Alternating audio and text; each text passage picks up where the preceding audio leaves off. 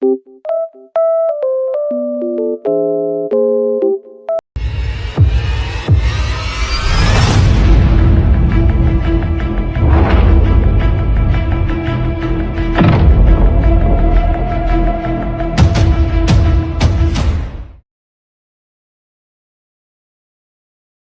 wabarakatuh.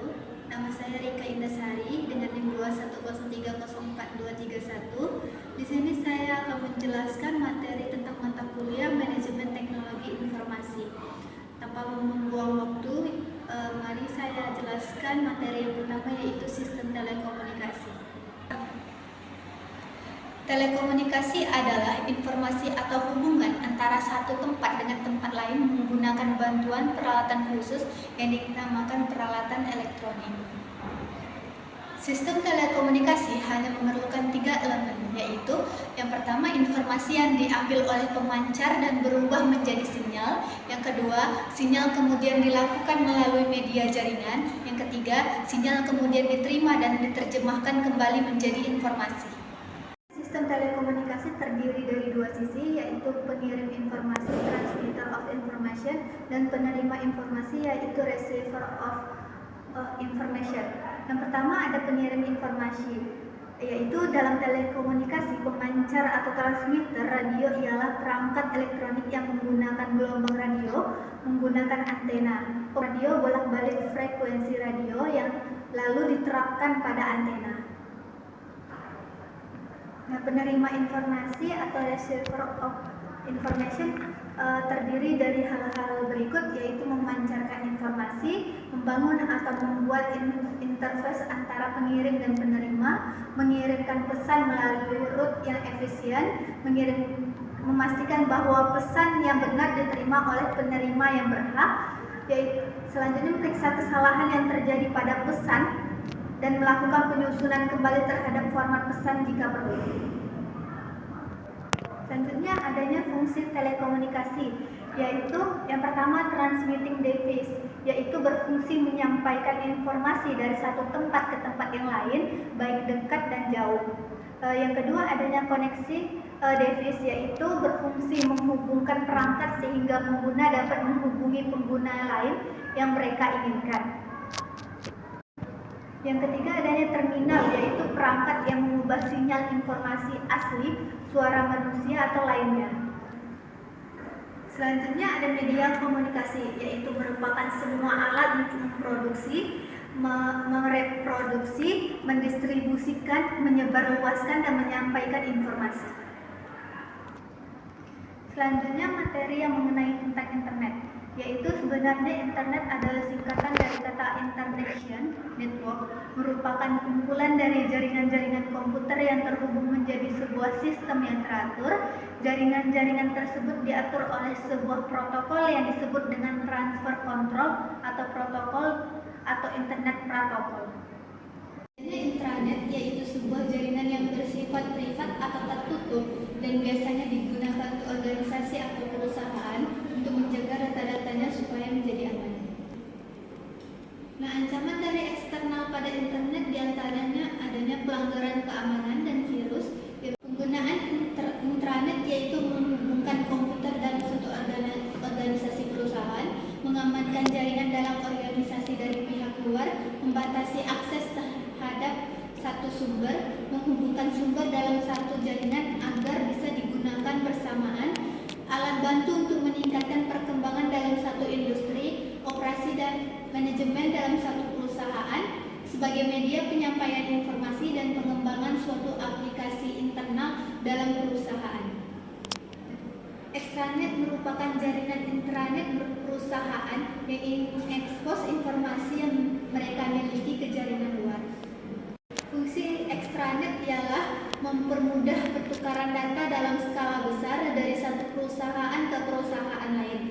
Extranet juga berfungsi sebagai penyedia akses yang di dalamnya berisikan informasi dan basis data penting untuk keperluan bisnis. Karakteristik sistem informasi fungsional.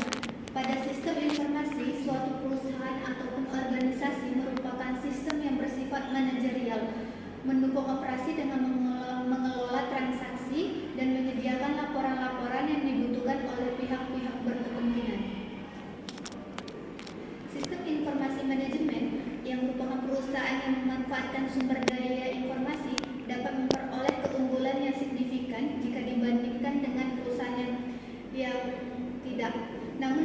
demikian, perusahaan multinasional dapat memenuhi rintangan-rintangan yang signifikan seperti hanya batasan-batasan politik, kendala budaya dan bahasa, masalah teknologi, dan kurangnya dukungan dari pihak manajemen.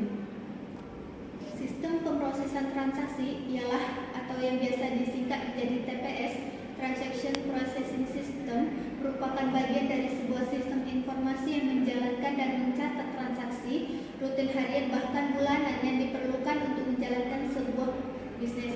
Contohnya ada seperti memasukkan pesanan pada sebuah transaksi penjualan, pemesanan, penggajian karyawan, pencatatan karyawan, dan pengirim sebuah barang. Sistem penjualan dan pemasaran, yaitu konsep penjualan tersebut sebuah konsep yang memfokuskan atau lebih dominan ke bidang penjualan. Dengan demikian, konsep ini berfokus dan mengedepankan kualitas barang yang mereka produksi. Setelah itu barulah direncanakan bagaimana cara memasarkannya.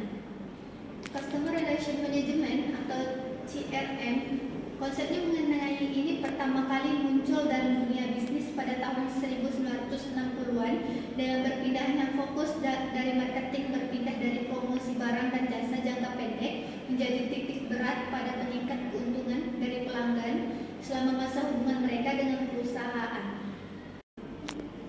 CRM merupakan sebuah teknik dan prosesi yang dirancang untuk mendapatkan, menjaga, bekerja sama dengan pelanggan terpilih untuk menciptakan nilai yang maksimal untuk pelanggan serta perusahaan. E-commerce adalah proses pembelian dan penjualan atau pertukaran produk, layanan, dan informasi melalui jaringan komputer termasuk internet. E-commerce merupakan aplikasi teknologi menuju otomatisasi transaksi bisnis dan alur kerja. Adanya jenis-jenis e-commerce yaitu business to business, business to customer, customer to customer, customer to business, business to administration, customer to administration, online to offline.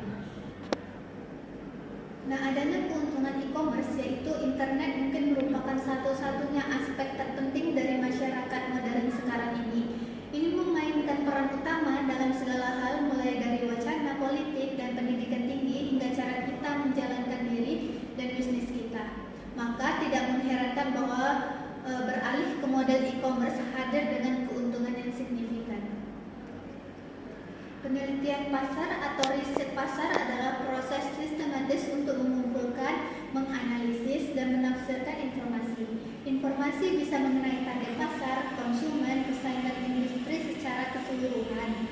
Riset pasar dipakai untuk mengembangkan strategi yang efektif, menimbang keputusan pro dan kontra, menentukan tujuan bisnis untuk masa depan, dan banyak hal lainnya yang didapatkan dari penelitian pasar ini. Adanya periklanan, yaitu sarana komunikasi dengan pengguna produk atau jasa. Iklan adalah pesan yang dibayar oleh orang yang mengirimnya, dimaksud untuk memberitahu atau mempengaruhi orang yang menerimanya. Adanya supply chain management, yaitu manajemen rantai pasokan atau SCM singkatannya, ialah manajemen aliran barang dan jasa dan mencakup semua proses yang mengubah bahan mentah menjadi produk akhir. Ini melibatkan perampingan aktif dari kegiatan sisi penawaran bisnis untuk memaksimalkan nilai pelanggan dan mendapatkan keunggulan kompetitif di pasar. Adanya beberapa aspek rantai SCM atau manajemen rantai pasokan ialah yang pertama ada rencana atau strategi, yang kedua sumber bahan baku atau layanan, yang ketiga pabrik atau fokus pada produktivitas dan efisiensi, yang keempat pengiriman, yang kelima logistik sistem pengambilan atau untuk produk yang cacat atau tidak diinginkan. Manajemen rantai pasokan yang baik membuat perusahaan tidak menjadi berita utama dan jauh dari penarikan dan tuntutan hukum yang mahal. SCM yang tepat dapat meningkatkan pendapatan, mengurangi biaya, dan mempengaruhi laba perusahaan. Adanya jenis-jenis dari supply chain management, yaitu yang pertama rantai supply upstream atau supply hulu yang mendefinisikan segala sesuatu yang masuk ke perusahaan dari pemasok, biasanya ini bahan baku, dan digunakan oleh perusahaan untuk menghasilkan sesuatu. Ini juga menentukan hubungan dan aliran informasi atau perusahaan dan pemasok. Internal SCM atau manajemen internal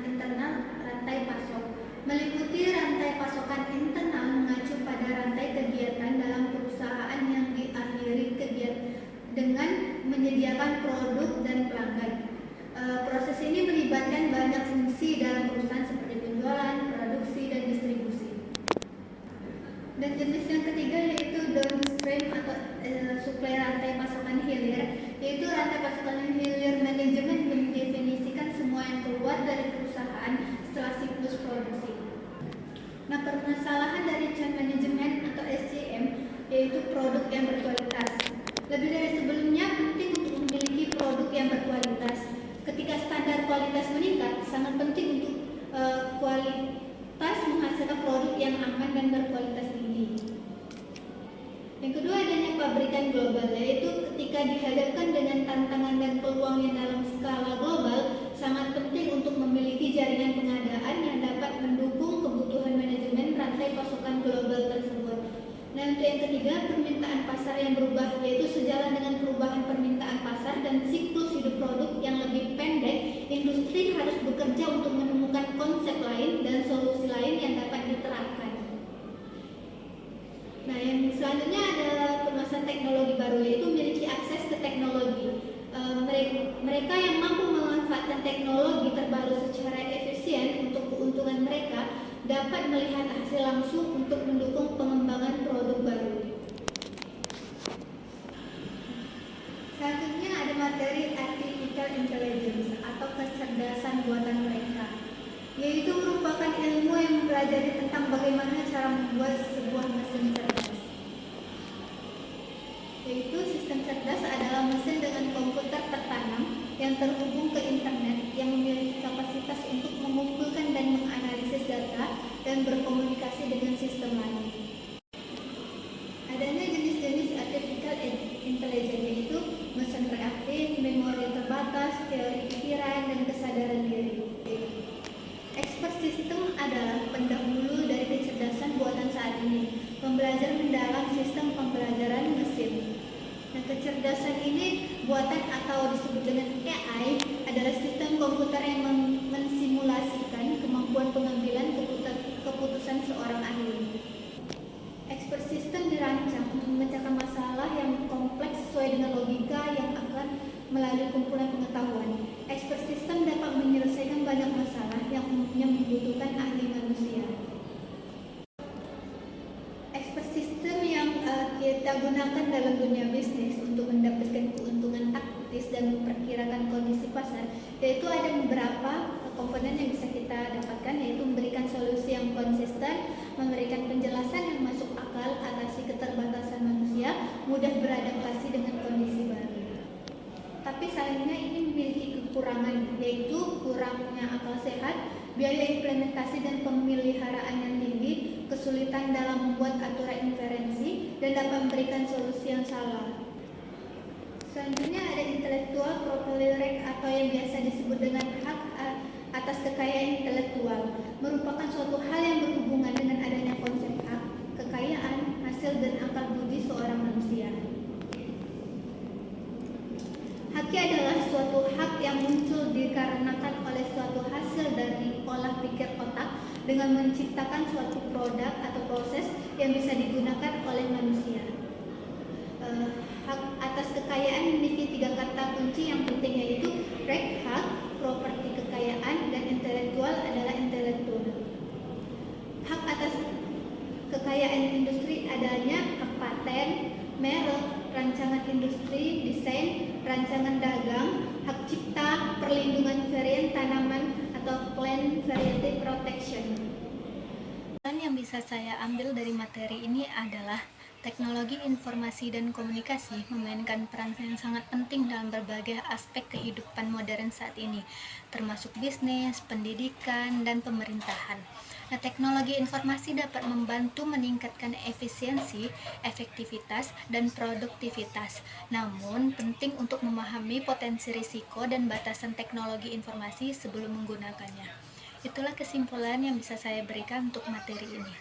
Itulah materi singkat yang bisa saya sampaikan mengenai materi dari manajemen teknologi informasi. Lebih dari kurang saya mohon maaf. Wassalamualaikum warahmatullahi wabarakatuh.